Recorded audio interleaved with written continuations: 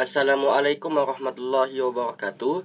Saya Rizal Faruqi dari kelas 5F Perilaku Organisasi akan menjelaskan mengenai kelompok dan tim kerja.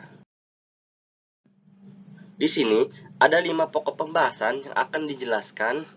Yang pertama adalah definisi kelompok, yang kedua klasifikasi kelompok, yang ketiga proses pembentukan kelompok, yang keempat faktor-faktor mempengaruhi kelompok, dan yang kelima faktor-faktor penghambat kelompok. Definisi kelompok.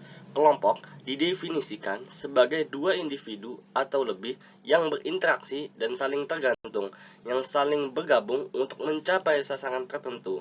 Pendapat lain menyebutkan kelompok didefinisikan sebagai kumpulan dua orang atau lebih yang berinteraksi satu sama lain sedemikian rupa sehingga perilaku atau kinerja seseorang dipengaruhi oleh kinerja atau perilaku anggota yang lain.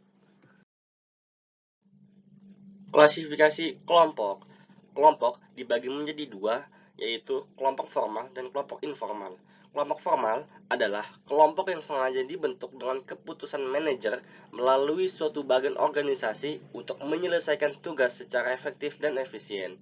Sedangkan kelompok informal adalah suatu kelompok yang tidak dibentuk secara formal melalui struktur organisasi, akan tetapi muncul karena adanya kebutuhan akan kontak sosial. Proses pembentukan kelompok. Proses pembentukan kelompok pada dasarnya merupakan suatu rangkaian proses yang dinamis terdiri dari beberapa fase. Fase yang pertama adalah fase forming atau fase pembentukan. Fase ini merupakan fase awal di mana keadaan ketidakpastian akan tujuan, struktur, dan kepemimpinan kelompok harus dihadapi. Fase ini berakhir pada saat para anggota mulai berpikir bahwa diri mereka adalah bagian dari sebuah kelompok. Lalu fase yang kedua adalah fase storming atau fase merebut hati. Fase ini dicirikan oleh adanya konflik intrakelompok.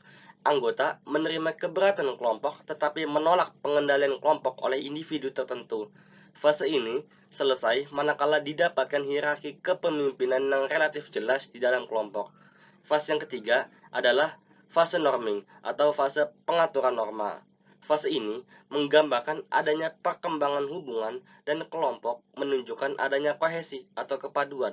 Fase ini berakhir dengan adanya struktur kelompok yang semakin solid dan terjadi perumusan yang benar dan diterima atas berbagai harapan serta perilaku kelompok.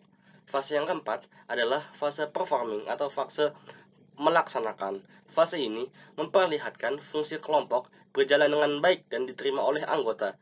Jadi, di sini energi kelompok sudah bergerak dari tahap saling mengenal dan saling mengerti ke pelaksanaan tugas-tugas yang ada. Untuk kelompok yang relatif permanen, fase ini merupakan fase terakhir dari fase perkembangan. Dan yang terakhir adalah fase adjourning atau fase pengakhiran. Fase ini merupakan fase terakhir yang ada pada kelompok yang bersifat temporer, yang di dalamnya tidak lagi berkenaan dengan pelaksanaan tugas-tugas, tetapi dengan berakhirnya rangkaian kegiatan. Faktor-faktor mempengaruhi kelompok. Faktor-faktor yang mempengaruhi kelompok dibagi menjadi 6 faktor.